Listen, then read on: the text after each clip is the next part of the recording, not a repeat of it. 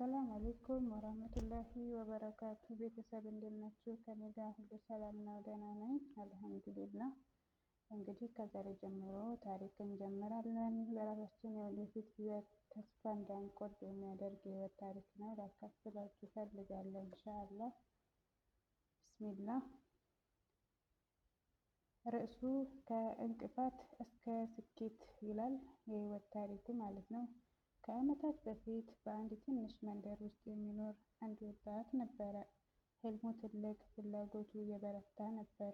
ነገር ግን በዙሪያው የነበረው እውነታ ጨለማ ይመስል ነበር። ቤተሰቦቹን ለመርዳትና ህይወቱን ለመቀየር ቀን ከሌት ይለፋል።